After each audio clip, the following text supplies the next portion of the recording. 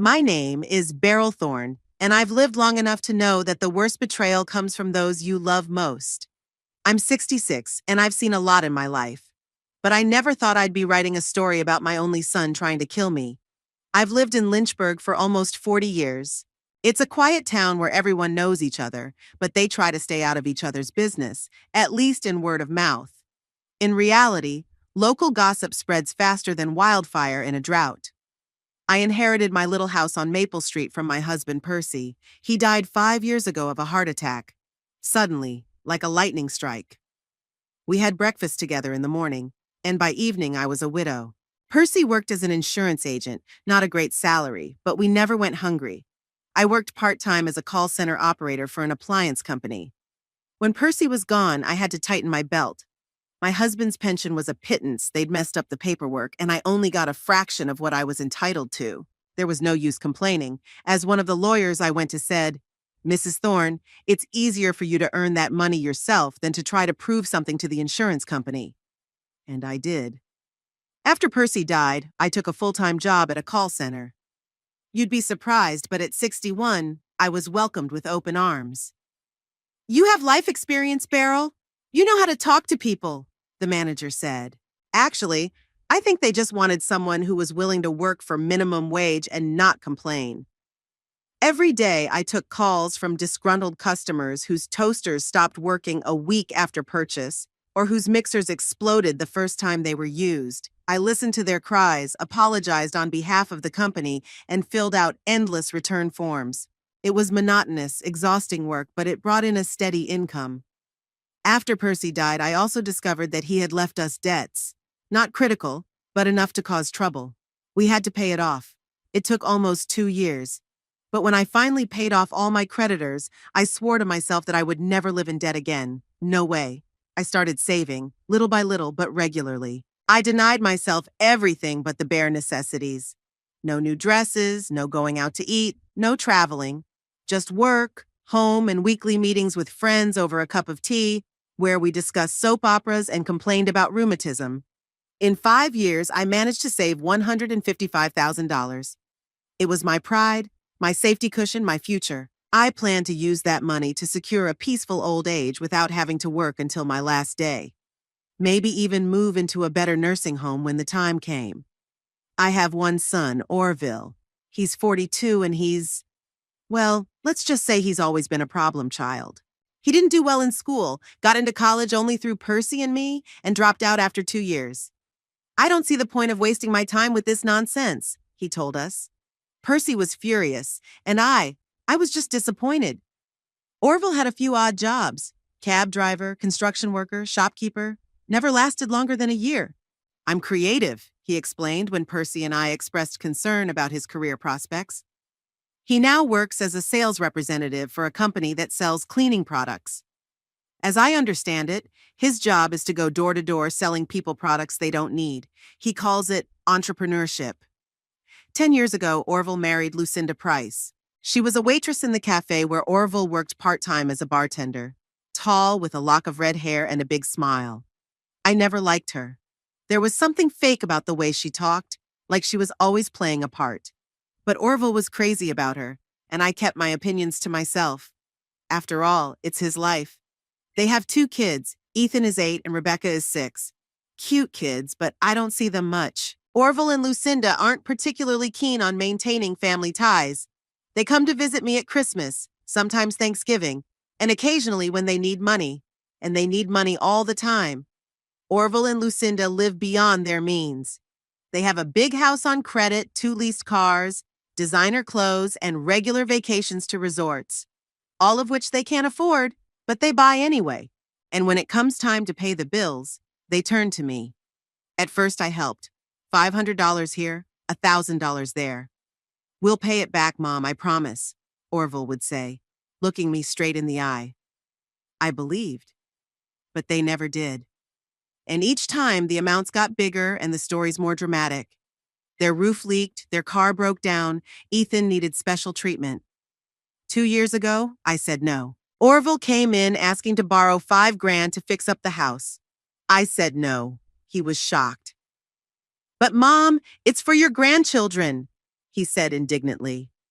Orville, I replied. I've loaned you over 20,000 in the last 5 years and I haven't seen a dime back. I won't give you any more. He left, slamming the door. For 3 months we didn't speak to each other. Then he called as if nothing had happened and invited me to Rebecca's birthday party. I went, of course. She is my granddaughter, after all. We pretended nothing had happened and continued our infrequent perfunctory meetings. Then, a week ago, Orville found out about my savings. It was an accident. I was in the hospital with pneumonia, and I needed to pay for some of the treatment not covered by insurance. I asked Orville to stop by my house and bring my checkbook. Apparently, he couldn't resist looking at the other papers lying around. Yesterday, he and Lucinda came to my house. I was just preparing dinner. Chicken and vegetable stew, my favorite dish. I didn't expect the doorbell to ring. Mom, can I come in? Orville stood on the threshold with a strained smile. Behind him loomed Lucinda, just as unnaturally cheerful. Of course, come in. I let them in, wondering what could have caused such a sudden visit. They made themselves comfortable in the living room, declining the tea offered. Orville rubbed his hands together nervously, and Lucinda kept her gaze on me. Mother, we have a serious conversation to have with you, Orville began as I sat down across from them. I'm listening. I felt my back muscles tense up. My intuition told me to expect nothing good from this visit. You know that Lucinda and I have long wanted a house of our own. Not a rented one, but a real one, our own. I nodded. They'd been living in a rented house for 5 years now, constantly complaining about the high fees and arbitrary landlord. We found the perfect one. 3 stories, with a garden, in a good neighborhood. The kids will go to a decent school. Everyone will have their own room. There's even a guest bedroom. You'll be able to come and stay with us. That's wonderful, Orville.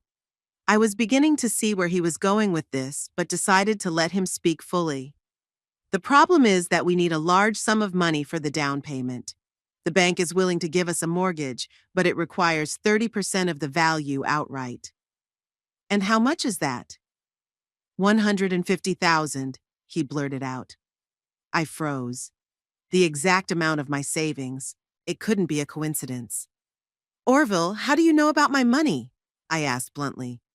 He looked a little embarrassed, but quickly pulled himself together. I saw the statement when I took your checkbook, but that doesn't matter, Mom. What matters is that you can help your grandchildren find a real home. This is all my savings, Orville. Everything I've been saving for years, denying myself everything. But you're not going to spend it. They're just lying around in an account, Lucinda intervened, leaning forward. Think of the children, Beryl. They need a home. They have a home. A rented one. It's not the same, and you know it. Lucinda raised her voice, but Orville put his hand on her shoulder, calming her down. Mother, listen to me. We're not asking for them for nothing. We're going to give you that money back. Maybe not right away, but we will. In the meantime, you can live with us, in the new house. You won't have to pay for utilities, for food. You'll save money. I looked at my son and didn't recognize him. When did he become like that? When had he learned to manipulate with such shamelessness? Orville, I can't give you that money. It's my insurance for the future. If I get sick, if I need expensive treatment or care. But we'll take care of you. You're our family. Lucinda splayed her hands with such theatrical indignation that it made me uncomfortable. My pension barely covers my current expenses. This money is all I have. So you refuse to help your own son? Your own grandchildren? Orville looked at me with undisguised disappointment. I help you all the time, Orville. I pay for the kids' clubs, buy them clothes and toys for the holidays. But to give away all my savings, no, I can't. Orville stood up so abruptly that his chair toppled over.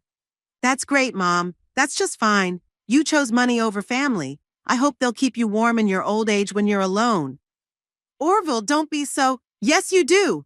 All your life you've been like that, stingy, thinking only of yourself. Even Father noticed it. Beryl and her damned economy, he used to say. It was a lie. Percy never complained of my frugality. On the contrary, he appreciated that quality, especially when times got tough and we had savings to get us through them. Your father would be disappointed if he saw the way you're acting now, I said quietly. Orville flushed with anger. Don't you dare tell me what Father would think. You didn't know him like I did. Calm down, dear. Lucinda walked over to him and put her hand on his shoulder. If your mother doesn't want to help her family, that's her choice. We'll manage on our own. She turned to me with a cold smile. It's a shame about this, Beryl. We thought you'd be happy to help. Apparently, we were wrong. They headed for the exit. At the door, Orville turned around. His face contorted with anger, and for a moment, I didn't recognize him as my son. You're going to regret this, Mom. You're going to regret it very much. The door slammed shut with such force that the glass shook. I sank down onto the couch, feeling my heart pounding. The threat in Orville's voice was unmistakable, and for the first time in my life, I was afraid of my own son. After Orville and Lucinda's visit, I spent several sleepless nights. My son's words rang in my ears. You're going to regret this, Mom. I'd known my Orville since he was a baby. He'd always had a temper, but he was resilient. Only in recent years, something had changed in him. There was a hardness, a coldness, especially when it came to money. I took out a small amount of cash, about $2,000, and hid it in an old tin cookie box that I kept behind a stack of towels in the linen closet. Not that I seriously feared that Orville might steal my money, but my gut told me it was better to be safe. On the third day after our fight, I came home from work feeling absolutely shattered. My 66 was taking its toll. The 8-hour shift at the call center was more exhausting than ever. All I wanted was a hot bath and a cup of tea and a sandwich. But when I pulled up to my house, I saw Orville's familiar car in the driveway. My heart sank. On the one hand, I was glad he'd come perhaps to apologize. On the other, our last encounter had left a heavy residue, and I wasn't sure I was ready for another conversation. I parked and walked slowly toward the house. The door opened and Orville appeared on the doorstep with a wide smile. Mom, you're finally home. He came over and gave me a hug, something he hadn't done in years. Orville? What are you doing here? I was confused by such a warm greeting. Lucinda and I decided we behaved terribly. We came to apologize and help you around the house a bit. She's making dinner right now, your favorite tuna casserole. I walked through the house and indeed saw Lucinda in the kitchen, in her apron, witching over the pans. Beryl, dear. Lucinda turned to me with a smile of such joy as if we were best friends. You must be tired. Go rest, and I'll call you to the table in half an hour. I stood in the kitchen doorway, not believing my eyes. This woman, who always looked at me with barely concealed contempt, was now bustling around my kitchen, calling me dear and cooking my favorite dish. What's going on? I asked bluntly. Orville and Lucinda exchanged quick glances. Nothing much, Mom. We just realized we were wrong. You can't fight with your family over money. You're right. It's your savings, and it's up to you to decide how to use it. It was too good to be true. Orville had never admitted wrong so easily. Thank you, was all I could say, still at a loss. Go get some rest. Orville gently nudged me in the direction of the living room. We'll finish dinner here. I obediently went into the living room and sat down in my favorite chair. Through the window, I could see Orville saying something to Lucinda, leaning toward her, and she nodding with a serious expression. Dinner passed in an unnaturally friendly atmosphere. Lucinda asked me about my work, my health, how I spent my free time. Orville told funny stories about the kids, as if we saw each other every day, not once every few months. The casserole was really good, although a little oversalted. After dinner, Orville volunteered to do the dishes, and Lucinda offered to give me a shoulder massage. You look tense, Beryl. I declined the massage but thanked her for the offer. It was all so strange that I started to get a headache. Mom, we thought you need help around the house, Orville said, wiping the last plate. Lucinda could come over a couple times a week, cook, clean. And we'd also like to take you to our house on the weekends, Lucinda added. The kids miss their grandmother so much. That's very nice of you, I replied cautiously. But I'm doing fine on my own, and you have your own worries. No, we insist, Orville was adamant.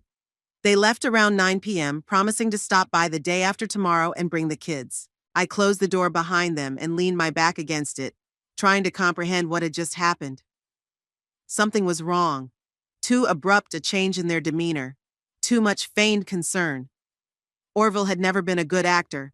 I could always tell when he was lying, and today he certainly wasn't sincere. The next day, Lucinda called me at work. How she got the internal phone number, I had no idea. Beryl, I'm on my way to the supermarket. Do you need anything? Her voice sounded cloyingly sweet. No thanks, I'm all set, I replied, feeling the curious looks of my coworkers on me. Are you sure? How about some milk or bread? I'll still be near your house. Lucinda, really, you shouldn't. I'll buy everything myself on the way home. All right, whatever you say. I'll see you tomorrow then. She hung up and I was left sitting there, staring at the phone as if it could explain to me what was going on. That evening when I got home, there was a basket of fruit on the porch and a note. Some vitamins for your favorite mother-in-law, Orville and Lucinda. It was too much. In all the years we'd known each other, Lucinda had never once called me favorite mother-in-law. She usually avoided addressing me at all, as if even saying my name was unpleasant to her. I took the basket into the house, but I didn't eat the fruit. Instead, I called my old friend Doris. They're definitely up to something, Doris said after listening to my story. Maybe they want to get you to change your will? I don't know. Orville's the only heir as it is. Everything I have will go to him. Then maybe they want you to sign the house over to them now? On the pretense that they'll take care of you? It sounded plausible. The house, though small, was in a good neighborhood and was worth a decent amount. If one sold it, one could get about $200,000. Maybe, but it's all kind of weird, Doris. Be careful, Beryl, and lock up all your papers. I took Doris's advice and put all the important papers away in a small safe that Percy and I had bought years ago to store family valuables. The next few days turned into a surreal spectacle. Orville and Lucinda showed up at my house almost every day. Orville fixed the leaky faucet in the bathroom, trimmed the bushes in front of the house, even cleaned the windows, all the things I never got around to doing. Lucinda cooked, cleaned, even washed my curtains, which she said were just screaming for laundry. She brought new towels for the bathroom, a pot of violets for the kitchen windowsill, and even suggested repainting the living room walls. A fresh color will cheer you up, Beryl. All this fuss and fake care gave me a migraine. I felt trapped, not knowing what they were trying to accomplish, but knowing that nothing good could come of it. On Thursday, a week after our fight, Lucinda arrived alone, without Orville. She brought blueberry pie and a new tea set. I noticed your cups are all chipped, Beryl. We sat in the kitchen drinking tea, and Lucinda chattered on and on about the neighbors, about Rebecca's new teacher, about how the price of groceries had gone up. I nodded and pretended to listen while I watched her. Something in her demeanor betrayed nervousness. She was fixing her hair too often, her laughter sounded too loud, and her eyes darted around the kitchen as if searching for something. Her phone rang, and Lucinda came out into the living room, apologizing. I heard her lower her voice, and my curiosity took over. I quietly walked to the door and listened. No, she doesn't suspect anything, Lucinda said. Yes, I checked the closets. No, didn't find any. Must be in the bank. Orville, are you sure this is gonna work? What if she… No, of course I understand, it's just… I backed away from the door as I heard the conversation end. Lucinda returned to the kitchen with an apologetic smile. Orville called, asked if I needed to get anything on the way. He's going to stop by in an hour. I nodded, pretending I hadn't heard. But I felt a chill inside. They were looking for my money. Probably thought I kept cash at home. Lucinda, I need to lie down. I have a headache, I said, deciding to cut this visit short. Of course, of course. I'll clear the table and go. Get some rest, Beryl. She bustled about, gathering the dishes, and I retired to the bedroom and closed the door. Through the window, I saw Lucinda leave the house, get into the car, and drive away. Orville never showed up. I couldn't sleep all night. Lucinda's words wouldn't leave my mind. Are you sure this is going to work? What was she talking about? What were they up to? The next morning, I called the bank and made sure my account was okay. Then I drove to work, but I couldn't concentrate. Answering customers inappropriately, mixing up orders. Finally, the manager sent me home, saying I looked sick. At home, the first thing I did was check the stash of cash. The money was there. Then I checked the safe. No sign of forced entry. What were they looking for? I sat down in my chair and tried to calm down. Maybe I'd misunderstood. Maybe they really just wanted to make up, and I'm just getting myself worked up. A phone call interrupted my musings. Mom, are you home? Orville's voice sounded strained. Yeah, I'm not feeling well. I asked off work. Great. I mean, not great that you're not feeling well, but good that you're home. Lucinda and I want to take you out to lunch on Sunday. It's nothing fancy, just a family dinner. Lucinda's mom will be there too. Alda, I marveled. Lucinda's mother rarely showed up for family events. She was a reserved woman who preferred solitude. Yes, she's in town passing through. She's staying with us for a couple days.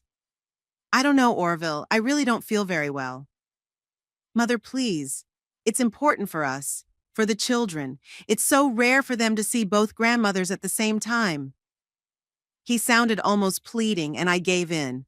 Okay, I'll come over. What time? 1 o'clock. And Mom, thank you. He hung up, and I stayed sitting there staring at the phone. Something in his voice, in that insistence. I couldn't shake the feeling that I was being trapped. I called Doris again. Don't go, she said firmly, after hearing my story. Or at least don't eat anything they offer. Doris, do you think they might poison me? Even saying it out loud seemed absurd. I don't know what they might, Beryl, but they're clearly up to something, and it has to do with your money. Be careful. I promised her to be wary, but I decided to go to this dinner after all. I had to figure out what was going on. On Saturday, Orville stopped by to drop off the groceries I'd supposedly asked Lucinda to buy, though I hadn't actually asked for any of that. He was unusually friendly, asking how I was feeling, even offering to go to the doctor with me. When he left, I noticed that he had left his cell phone on the coffee table. I picked it up, intending to catch up with Orville, but my phone vibrated with a message from Lucinda. I know it's wrong to read other people's messages. My mom had always taught me to respect other people's privacy. But the anxiety that had settled in me after overhearing the conversation overpowered my education. I unlocked my phone. The password was Orville's birthday, how trivial, and read the message. All set for tomorrow? Did she agree to come? I opened the correspondence history and scrolled back through. Most of the messages were mundane, about shopping, about the kids, about household trivia. But then I came across correspondence from a week ago, right after our fight. She won't give us money. Never, Orville wrote. There's another way to get it, Lucinda replied, which is, if she dies, everything goes to you. You're the sole heir. Lucinda, are you crazy? That's my mother. And this is our future, the house we dream of. Are you really going to let her ruin it? I can't. Yes, you can. It'll look like an accident. No one will suspect a thing. No, it's too dangerous. No more dangerous than living in debt for the rest of your life. Think of the children, Orville. About us. What followed was a pause of several hours, and then a message from Orville. Okay, what do you need to do? I dropped the phone like it was suddenly red hot. My son and his wife were planning to kill me for money. The front door opened. Orville came back for his phone. I barely had time to put it back on the table and stepped back to the window, pretending to look outside. There he is! Orville picked up the phone. I almost freaked out when I realized I'd lost it. Yeah, I was just about to call you to tell you forgot it. My voice sounded unnatural, but Orville didn't seem to notice. Thanks, Mom. See you tomorrow then? See you tomorrow. I nodded, avoiding looking him in the eye. He left, and I sank into my chair, feeling my hands shaking. My own son wanted to kill me. The thought didn't fit in my head, seemed like a nightmare. I had to do something. Go to the police? But what would I say? My son and daughter-in-law are planning to kill me. I read about it in their correspondence.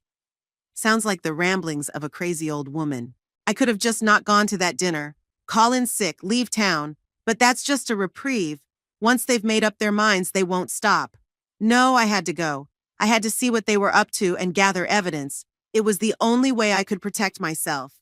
I called Doris and told her everything. She offered to come with me, but I refused. I didn't want to put her in danger too. We agreed that I would text her every hour. If she didn't hear from me, she'd call the police. I spent the rest of the day thinking about the plan. I decided that I would not eat or drink anything offered to me at Orville's house. I would take a bottle of water with me and tell him that my doctor had prescribed me a special diet because of stomach problems. I also recorded a video message on my old digital camera, detailing my suspicions and the correspondence I had read. This video, along with the camera, I put in an envelope and took it to the bank, to my safe deposit box. If anything happened to me, Doris would know where to look. That evening I slept badly, waking up at every rustle. I felt like someone was in the house, like I was being watched. The rational part of my mind said it was paranoia, but the other part, the instinctive animal part, screamed danger.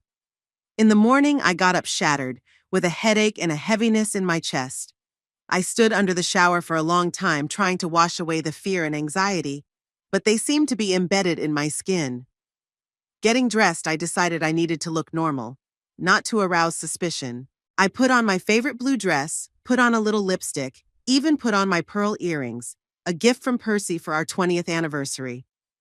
I was ready to face danger head on, ready to defend myself and my life against my own son and his wife, who had decided that money was more important than me.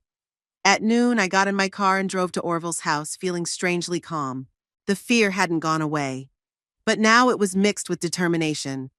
I won't let them win. I won't let them take away the life I've worked so hard to build all these years. As I pulled up to their house, I saw not only Orville's car in the driveway, but also an unfamiliar old Ford. Apparently, Alda had already arrived. That complicated things. I didn't want to put Lucinda's mother in danger. She wasn't involved in their plan. I parked, took a deep breath, and walked to the door, feeling my heart racing. No matter what happened today, I would be ready.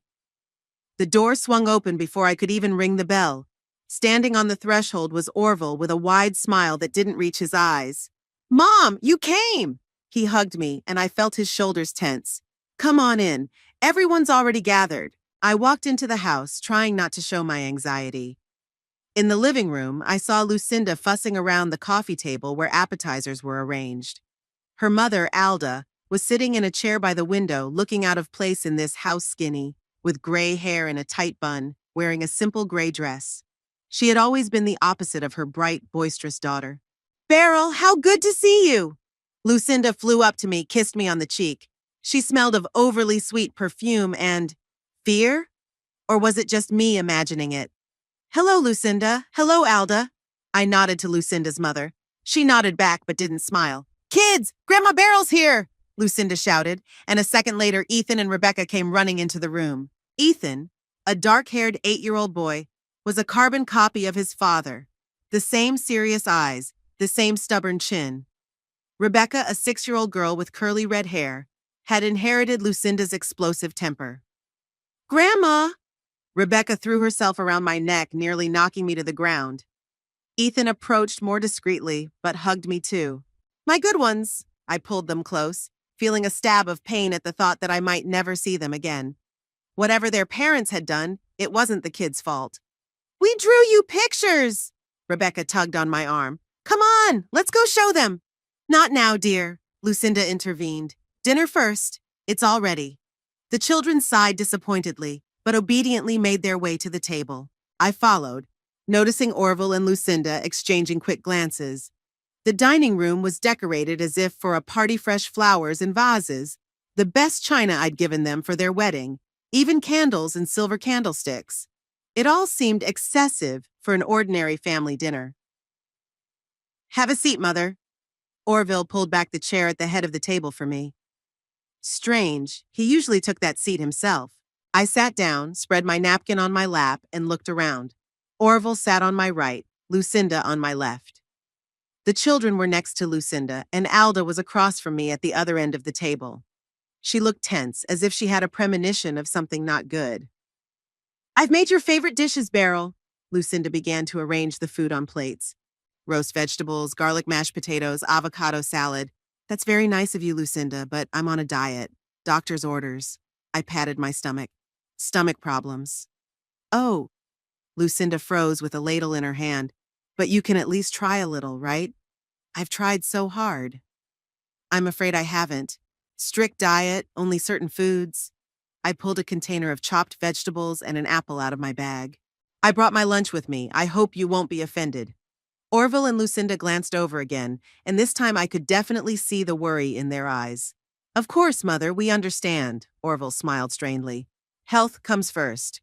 Lunch began in a strange, tense atmosphere. Orville and Lucinda tried to keep up a casual conversation, asking Alda about her journey. She had come from a neighboring state where she lived in a small town, talking about the children's school successes, but their voices sounded too loud, their laughter too forced, and their eyes kept returning to my plate of untouched food. I chewed my vegetables slowly, watching them and trying to figure out what they were up to. Poison me at lunch? But how would they explain the sudden death of a healthy woman right at the table? No, there had to be something else. What about your work, Beryl?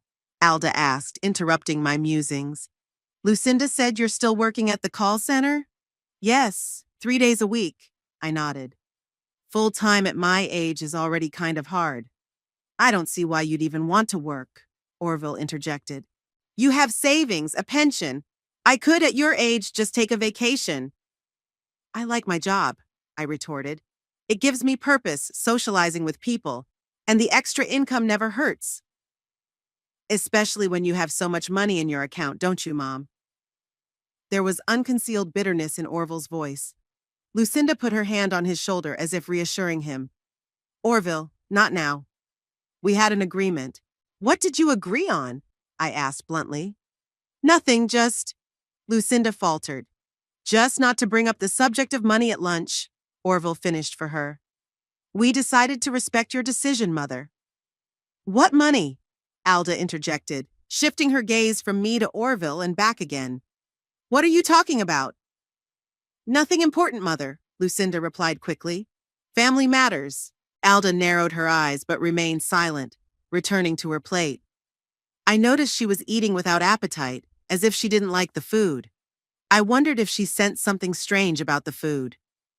Grandma, do you like dragons? Ethan suddenly asked, breaking the awkward silence. Dragons? I smiled, grateful for the change of subject. Of course I love them, especially the kind ones. There are no good dragons, he objected seriously. They're all evil and breathe fire. They're not, Rebecca intervened. There are good ones. Like in the cartoon about the girl and the dragon. They began to argue, and the tension at the table eased a little. I caught Alda's eye. She was looking at me with a strange expression, as if trying to understand something. Lunch continued. Lucinda was fussing with the refills, and Orville was pouring wine for everyone but me, because I'd refused, citing my medication.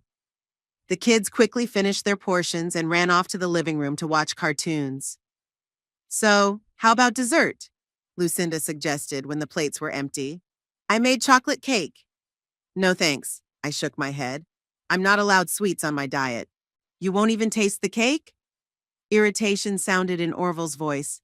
Mom, this is getting ridiculous. What kind of diet at your age? At my age, you have to watch your health, I smiled, trying not to show how hurt I was by his words. But you help yourselves, don't mind me. Lucinda brought out the cake, cut it into pieces, and placed it on plates. I noticed that Alda had also declined dessert, citing diabetes. After dessert, Orville suggested we move to the living room. We'll have coffee and look at pictures from our last vacation. We moved into the living room. The kids were sitting on the floor in front of the TV, watching a dinosaur cartoon with fascination. Alda sank into a chair, and I sat on the couch. Orville settled down next to me, too close, as if trying to keep me from leaving. I'll make coffee. Lucinda headed for the kitchen. I'll help. Alda got up and followed her, to Lucinda's obvious displeasure. Left alone with Orville, not counting the kids, completely absorbed in the cartoon, I decided to seize the moment. Orville, what's going on? I asked quietly. You and Lucinda are acting weird. What do you mean, Mom? He feigned surprise, but his eyes betrayed his concern. A week ago you were threatening me, and now all of a sudden you're so concerned family dinners. What are you up to? We just wanted to make up, he shrugged. Is that a bad thing? Don't lie to me, Orville. I'm your mother. I know when you're lying. He looked away. and I saw the muscle in his cheek twitch, a sure sign that he was nervous. Mom, you're exaggerating. We just wanted to have a nice family time. There were muffled voices coming from the kitchen. It sounded like Lucinda and Alda were arguing. I couldn't make out the words, but the tone was tense. A few minutes later, they returned. Lucinda was carrying a tray of coffee cups, her face tense. Alda followed, her expression unreadable. Coffee's ready, Lucinda announced with feigned cheerfulness. Special recipe with cinnamon and vanilla. She began handing out cups. This one is for you, Beryl. I made it specially with non-fat milk. I know you're watching your figure. I took the cup, trying not to give away my anxiety. The coffee smelled strange, too sweet, with some unnatural flavor that overpowered the smell of coffee. Thank you, Lucinda. That's very nice of you. I set the cup on the table without taking a sip. Alda got her cup last. She was in no hurry to drink either, instead scrutinizing the contents. Well, here's to family. Orville raised his cup. Here's to us always being together and supporting each other. Everyone raised their cups, and I did too, but only pretended to drink. The coffee didn't even touch my lips. It's good, isn't it? Lucinda looked at me expectantly. I added a special ingredient. What kind? I asked, pretending to be interested. A secret? She smiled, but her eyes remained cold. A family recipe. You never told me about family recipes, Alda remarked, bringing her cup up to her nose and sniffing. This is a new one, Lucinda replied quickly. I came up with it recently. I noticed Orville tense up. He kept his eyes on my cup, as if waiting for me to take a sip. Beryl, you don't drink coffee, Lucinda remarked. Don't like it? I'm waiting for it to get cold, I replied. I don't like it hot. I think it's cooled down enough for me, Lucinda scooted closer. Try it, I tried.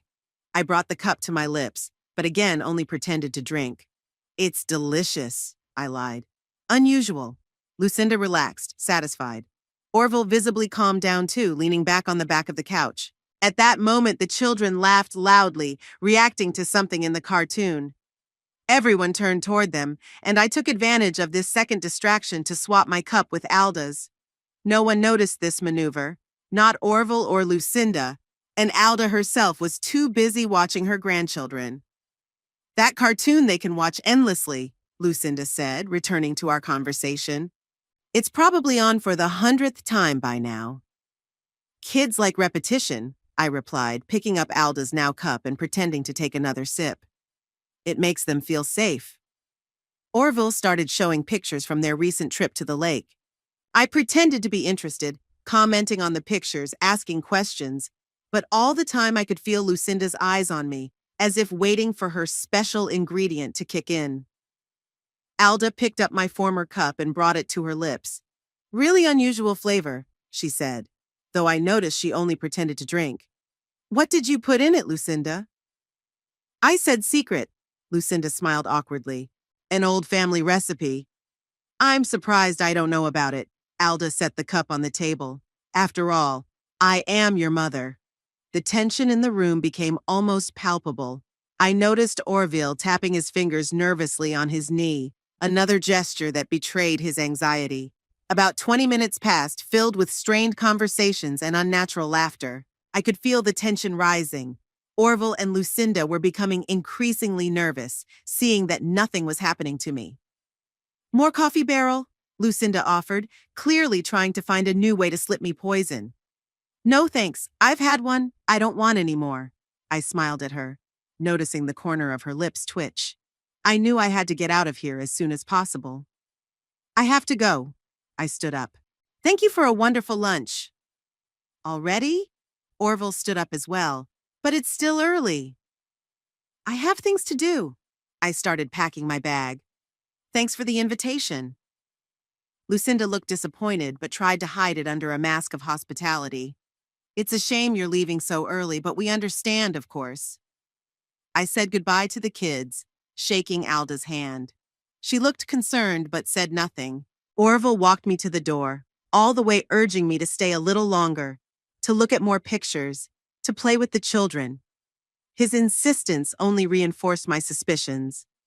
Goodbye, Orville. I hugged him goodbye, feeling him tense. Goodbye, Mom. He hugged me back, but somehow mechanically, without warmth.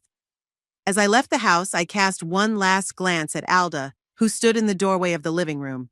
There was a strange expression on her face, either of concern or bewilderment. I hoped she would be okay. I got into my car and drove away, feeling the tension slowly let go. I had avoided their trap today, but what would happen next?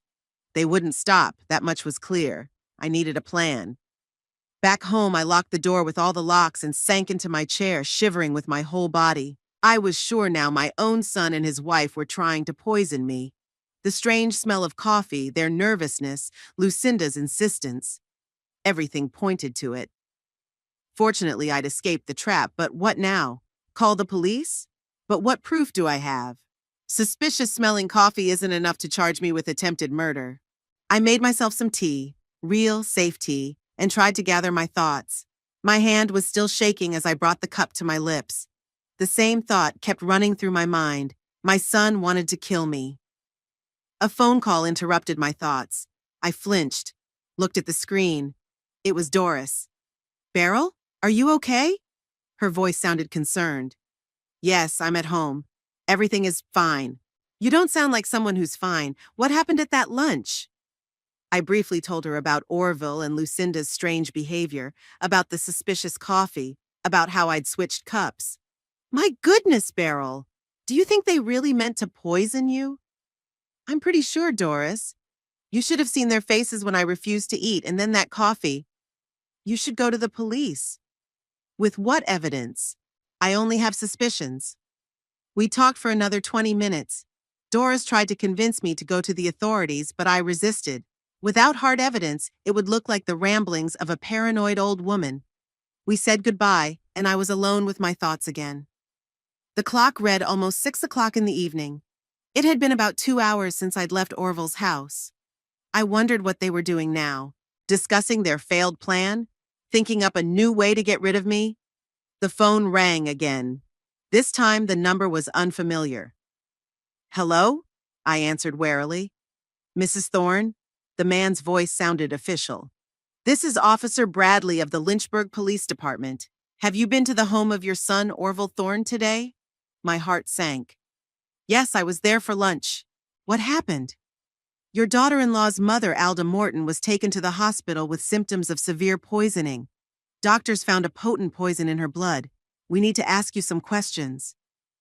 I felt the blood drain from my face. Alda had been poisoned. Alda, who drank from the cup, meant for me. Of course, officer, what can I do to help? We'd prefer to talk in person. Can you come down to the station? Yes, I'll be right there. I hung up, feeling as if the world around me was falling apart. Alda had poisoned herself, because of me, because I switched our cups. Oh God, what had I done? I hurriedly packed and drove to the police station. On the way, my mind raced with terrible thoughts. What if Alda dies? I'd be responsible for her death, but I didn't know for sure the coffee was poisoned. I just suspected it, but that's no excuse. I put an innocent person in danger. The Lynchburg police station was a small brick building in the center of town. I parked and walked inside, feeling my knees shake. There was a young officer sitting at the desk on duty. What can I do for you? He asked. I'm Beryl Thorne. Officer Bradley called me about Alda Morton. The duty officer nodded and picked up the phone. Officer Bradley, Mrs. Thorne is here on the Morton case. He listened to the answer and hung up. He'll be right down to get you. A few minutes later, Officer Bradley appeared, a tall, middle-aged man with tired eyes. Mrs. Thorne, come with me. He led me into a small office where a female officer was already seated. This is Detective Ramirez. Officer Bradley introduced his colleague. She's handling the case of Alda Morton's possible poisoning. Detective Ramirez nodded at me. Thank you for coming in, Mrs. Thorne.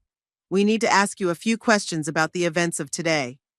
I sat down in the proffered chair, feeling like a defendant under interrogation. How is Alda? Is she all right? Mrs. Morton is in critical condition, Detective Ramirez replied. The doctors are fighting for her life. A ricin, a powerful plant-based poison, has been detected in her blood. Even a small dose can be fatal. I felt nausea coming up my throat. Ricin. A real deadly poison. They really wanted to kill me. Mrs. Thorne, tell us what happened at your son's house today, Officer Bradley asked. I took a deep breath and began to tell. About the dinner invitation, about Orville and Lucinda's strange behavior, about how I refused to eat, about the suspicious coffee, about how I switched cups with Alda when no one was watching. Why did you do that? Detective Ramirez asked when I was done. Why did you decide to switch cups? Yeah, I suspected they might have put something in my coffee. The coffee smelled strange, and Lucinda insisted she made it especially for me. And what made you think your son and daughter-in-law might have wanted to harm you? I told them about the fight over the money, about Orville's threat, about the sudden change in their behavior, about Lucinda's overheard conversation on the phone, about the correspondence I'd read on Orville's phone. The detectives glanced over. Do you have evidence of this correspondence? Officer Bradley asked. No, I didn't take screenshots or anything like that. I just read the messages and put my phone down. I see, Detective Ramirez nodded. And you didn't think to contact the police earlier when you read those messages? I didn't know if you'd believe me. It would have looked like the ramblings of a crazy old woman who suspects her son of attempted murder without any proof. And now we have proof, Officer Bradley said. Mrs. Morton's poisoning. I didn't mean for anything to happen to her. My voice shook. I was just protecting myself. I didn't know for sure that the coffee was poisoned. I only suspected. We understand, Mrs. Thorne. Detective Ramirez nodded. You will not be charged with poisoning Mrs. Morton. You acted in self-defense, not knowing for certain the presence of the poison. And Orville and Lucinda? Are they under arrest? We're questioning them right now, Officer Bradley replied. They both deny involvement in the poisoning, claiming they don't know how the poison could have gotten into the coffee. But it was Lucinda who made the coffee, I said indignantly. Yes, and that's the main evidence against her. But without a confession or other evidence, the case may be difficult. What about the children? I suddenly remembered my grandchildren. Ethan and Rebecca, what about them? They're with a neighbor who has agreed to watch them while their parents are questioned, Detective Ramirez replied. If charges are filed, we'll contact Child Protective Services. We talked for another hour or so. I told everything I knew, signed a statement. The detectives promised to keep me informed about the investigation and advised me to be careful. If Orville and Lucinda had really tried to kill me, they might try again. By the time I left the station, it was getting dark. I felt physically and emotionally drained. My son wanted to kill me. The thought still seemed unbelievable despite all the evidence. I decided to go to the hospital to find out about Alda's condition. I felt responsible for what had happened to her, even though I knew in my mind that the real culprits were Orville and Lucinda. At the hospital, I was referred to the intensive care unit. The doctor, who introduced himself as Dr. Chen, explained that Alda was in critical but stable condition. She was lucky that her symptoms came on so quickly and she was taken to the hospital right away, he said. We were able to begin treatment before the poison caused irreparable damage to her internal organs. Will she survive? Was the question that plagued me the most. The chances are there, and they're not bad, but full recovery will take time. I asked permission to see Alda, but Dr. Chen explained that she was unconscious right now and visits were limited. You can come back tomorrow if her condition improves. I thanked him and was about to leave when 2 police officers appeared in the ICU lobby.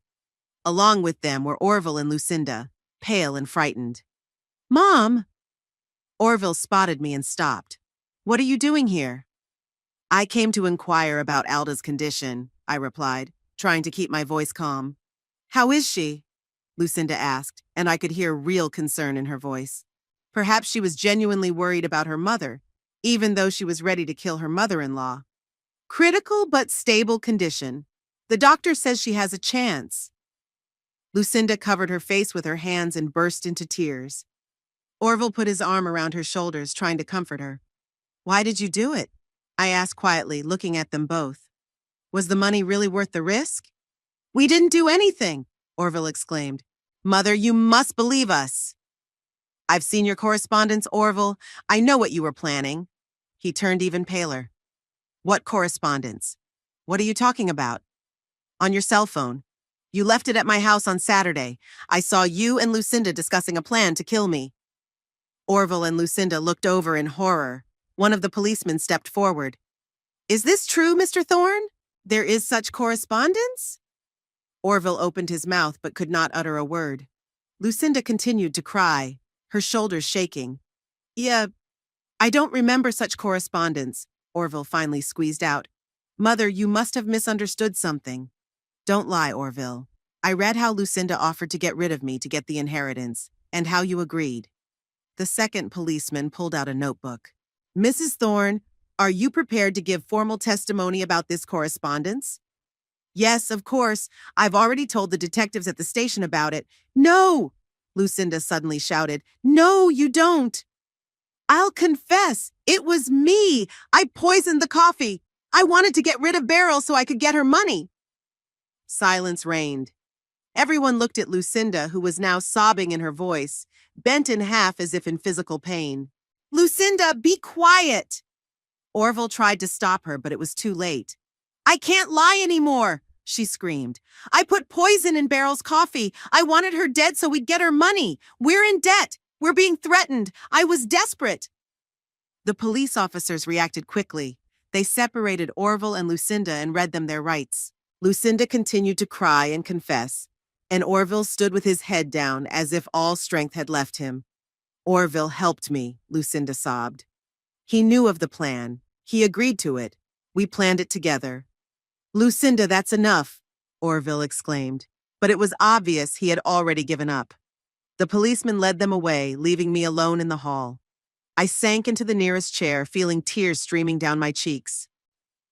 My son and his wife had just confessed to trying to kill me. It was too much to realize. After a while, one of the police officers approached me. Mrs. Thorne, we need you to come down to the station for a further statement. But first, we'd like to know, who's going to take care of Mr. and Mrs. Thorne's children? I wiped away my tears. I can take them in. I'm their grandmother. Are you sure? After everything that's happened? They're my grandchildren. They are not to blame for their parents' actions. The policeman nodded. Good. We'll notify Child Protective Services of your decision. They will contact you to arrange for temporary custody. I went to the police station where I gave a further statement about the correspondence I had read, signed the papers. I was told that Orville and Lucinda were being charged with attempted murder and that they were facing long prison sentences. When I returned home late that night, I felt absolutely devastated. Everything had happened so quickly. Just this morning, I was preparing for a normal family dinner, and now my son and his wife were arrested for trying to kill me. Their mother was in the hospital with poisoning, and their children would soon be living with me. I sat back in my chair, and for the first time in this whole crazy day, I allowed myself to truly cry. I cried for my lost family, for the betrayal, for how money had turned my son into a potential murderer. I cried for my grandchildren who would now grow up without parents, and for myself, an old woman who was left all alone with money that brought so much grief. A phone call interrupted my sobs. It was Doris. Beryl? What's going on? There's a rumor going around town that Orville and Lucinda have been arrested. It's true, Doris. I wiped away my tears. They tried to poison me. But Lucinda's mother was poisoned instead of me. Oh my God, how did that happen? I told her everything, about the suspicious coffee, about how I'd changed the cups, about Lucinda's confession, about the arrest. Beryl, that's terrible. Are you all right? I don't know, Doris. I just don't know. Everything is so messed up. I lost my son, my daughter-in-law. Their mother is in the hospital in critical condition, and now I'm going to take care of the kids. I'll come, Doris said firmly. You shouldn't be alone at a time like this. Thank you, Doris. You're a true friend. We said goodbye, and I was alone with my thoughts again. I thought about what would happen next, about the lawsuit that would inevitably follow, about how all this would affect the children, how I would live with the idea that my own son wanted to kill me. The next morning, the hospital called. Dr. Chen reported that Alda's condition had improved. She had regained consciousness and was asking about her daughter. What should I tell her? He asked. About her daughter being arrested for attempted murder? Tell her that Lucinda and Orville have been detained by the police for investigation, I replied. I think full details can be given when she is stronger. Reasonable, agreed the doctor. I'll do just that. Then Child Protective Services called. They informed me that Ethan and Rebecca were temporarily in foster care, but could be placed in my care after appropriate screening. We will send a social worker to assess the living conditions and your ability to care for the children, the woman on the phone explained. Of course, I understand. I am ready to create all the necessary conditions for them. The day passed in turmoil. Calls from the police, from Child Protective Services, from the lawyer I had hired to represent me.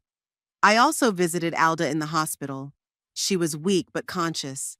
She squeezed my hand when I apologized for what had happened. It wasn't your fault, Beryl, she whispered. You didn't know for sure. You were defending yourself. Her forgiveness was like a balm to my tortured soul. But I knew that for a long time, I would feel guilty for putting her in such danger. Doris arrived in the evening with dinner and a bottle of wine. We sat in the kitchen, drinking the wine and talking about what had happened. What do you think will happen to Orville and Lucinda? Doris asked. I don't know. The lawyer says they're looking at 10 to 20 years in prison. Probably less if there's a plea bargain. And the kids? I'll take them in with me. They're my grandchildren, Doris. It's not their fault what their parents did. Doris squeezed my hand. You're a strong woman, Beryl. Not everyone could do that after such a betrayal. I shrugged. What else do I have left? They're all I have left of my family. We finished our wine and Doris left, promising to stop by every day. I was alone in my quiet house, thinking about how my life had changed in one day. The money I had saved so carefully, money that was supposed to provide me with a peaceful old age, had caused my family to collapse. It had turned my son into a potential murderer, robbed my grandchildren of their parents, nearly killed an innocent woman. But I couldn't blame just the money. Greed, desperation, fear, all played a part in the tragedy that destroyed our family. I didn't know what lay ahead. A lawsuit, a new life with grandchildren, a lonely old age. But I knew one thing. I had to be strong. For Ethan and Rebecca, for myself. I survived. I survived an attempted murder by my own son. I could survive anything else. It's been 3 months since that horrible day when my son and his wife tried to poison me. 3 months that changed my entire life. The trial was quick. Lucinda fully pleaded guilty, recounting all the details of their plan. Orville initially denied involvement, but when the prosecutor presented their correspondence, extracted from Lucinda's phone, he had to give in. They were sentenced to 15 years in prison with the possibility of parole after 10 years. I sat in the courtroom during the reading of the sentence, watching my son. His face was gaunt and his eyes were filled with despair. As he was being led away, he looked at me, just for a second, but I could see a mixture of remorse and anger in his gaze. It was as if he was both sorry for what he'd done and blaming me for catching him. Alda recovered, though she was not fully restored to health.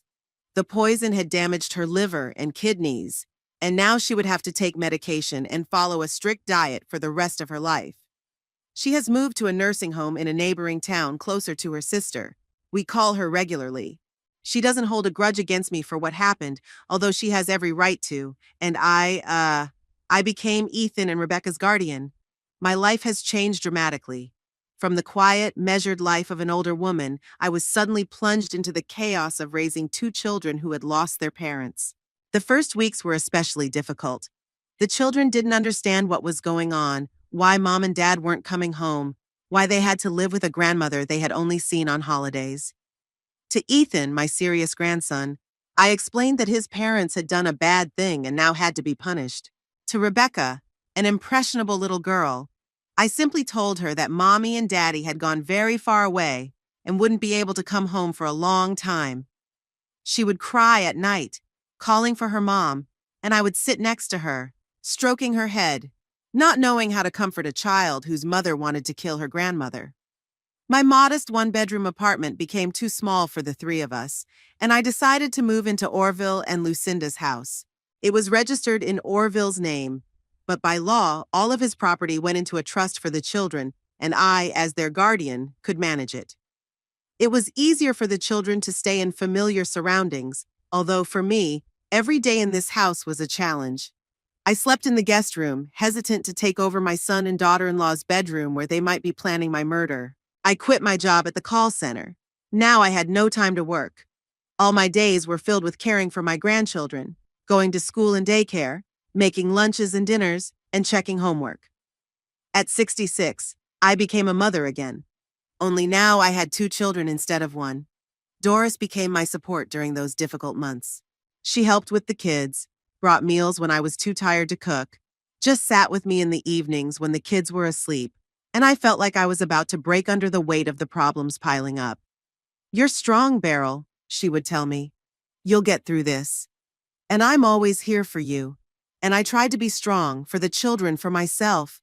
But sometimes at night when the house was quiet, I let myself cry. I mourned the loss of my son, not the Orville who was now in prison for trying to kill me, but the little boy I had once held in my arms, to whom I had sung lullabies, whose first steps and first words had filled my heart with joy. Where did I go wrong? When did my son turn into a man capable of wanting his own mother dead? Maybe I was too strict. Or, on the contrary, not strict enough. Maybe I worked too much and didn't spend enough time with him. Or maybe I just didn't love him enough. These questions haunted me, keeping me up at night. I went over all the years of his growing up, all our fights and reconciliations, all the times I could have shaped his character. I blame myself. I blame Percy. I blame the circumstances of our lives. Until one day I realized it was pointless. Orville was a grown man who had made his own choices. Whatever the reasons, whatever the circumstances that drove him to that decision, it was ultimately his choice to go along with the plan to kill his own mother for money. And no amount of self-flagellation on my part would change that fact. Realizing this brought me a strange relief. I stopped waking up at night, tormented by thoughts of what I could have done differently. Instead, I started thinking about the future, mine and my grandchildren's.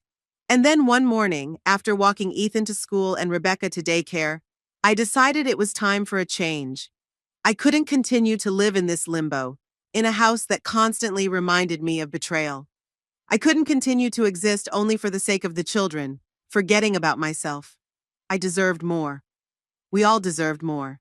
I called my lawyer, Mr. Paulson, and made an appointment. He was an older man with kind eyes and a reputation for honesty, though not the most famous lawyer in town. Percy and I had gone to him years ago to draw up a will, and I had not changed lawyers since.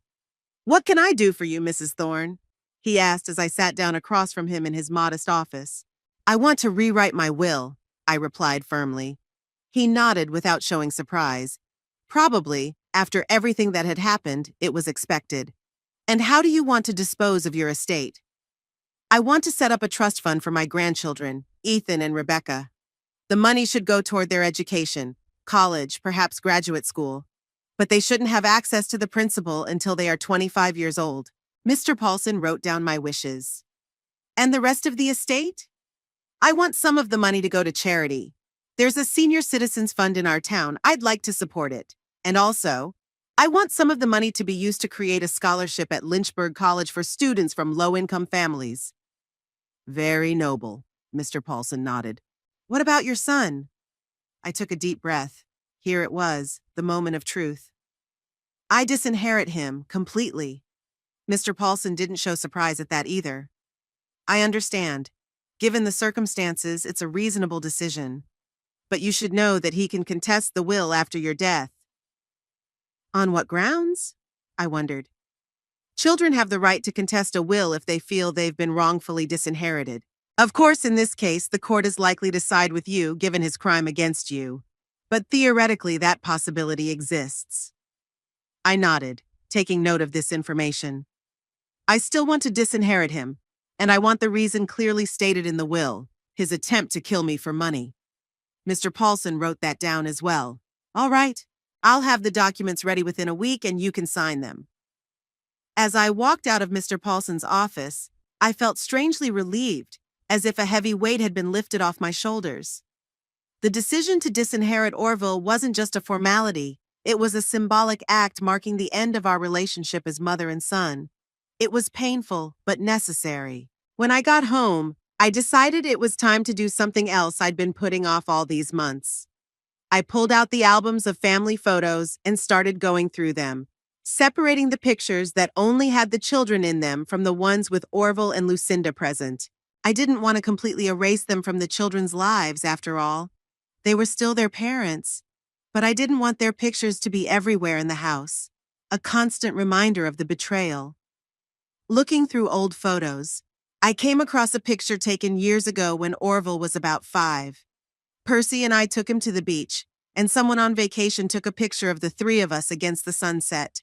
We were all smiling, happy, and carefree. Percy was holding Orville on his shoulders, and I was standing next to him, leaning on my husband, looking at them both lovingly. Looking at that picture, I felt a lump come up in my throat. Where are the people in that picture? Percy's long gone. Orville's in jail for trying to kill me, and I'm not the same young woman full of hope and love. But it was in that moment that I realized I didn't want to define myself through the lens of this tragedy for the rest of my life. I don't want to be just the woman my own son tried to kill. I want to be something more. I want to find joy in life again, like that young woman in the photograph. And that's when I made another decision. I'm going to travel. Not immediately, of course. The children need time to get used to the new life, and financial issues need to be settled. But in a year or two, when everything is settled, I'll start exploring the world. All those places I've always dreamed of, but never visited because I was too busy working, taking care of my family, saving money for my old age. I pulled out an old globe that Percy and I had bought years ago and started spinning it around, letting my finger randomly stop at different countries. Italy, I had always wanted to see Rome and Venice. France, Paris, the city of love that Percy and I had planned to visit for our 25th anniversary, but never got to because of his illness. Greece, Spain, Japan, so many places that were waiting for me. Of course, these weren't just dreams. I needed a concrete plan. The next day, I went to a travel agency and bought some guidebooks. In the evenings, after the kids went to bed, I read about different countries, imagining myself there, planning routes, estimating costs. And I also decided to find a hobby, something that would be mine alone, that would bring me joy and fulfillment. After several attempts, I settled on painting. I had never tried painting before, but I had always admired paintings. I enrolled in a beginner's course at the local art center and found that although I had no particular talent, I found the process of creating was very satisfying. It was there at the course that I met several women around my age. They were all retired and had their own stories. Some were widowed, some were divorced, some had never been married. We started meeting not only in class, but just for fun, going to coffee shops, movies, sometimes having a get-together at someone's house. I developed a particularly warm relationship with one of them, Helen. She was a widow, like me, and was also raising a grandson. His parents were killed in a car accident. We often discussed with her the difficulties of parenting at our age, sharing advice and just supporting each other. "You know, Beryl," Helen said to me one day as we sat in the park watching our grandchildren play in the playground, "I used to think my life was over when Frank died, and then when I had to take Tommy, I was terrified. I thought I couldn't cope, that I was too old for all this. But now I realize that life goes on, just in a different form, and there is still room for joy and new discoveries." Her words touched me deeply because I felt the same way. Life goes on despite all the losses and betrayals, and there is still room for joy. As the months went by, I could feel myself slowly coming back to life. The children, too, were adapting to their new reality. Ethan, who had been withdrawn and aggressive at first, began to open up. He joined the school chess team and turned out to be quite a talented player.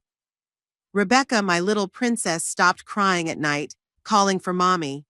She loved our drawing sessions together and often asked me to draw something for her. We regularly visited Alda in the nursing home.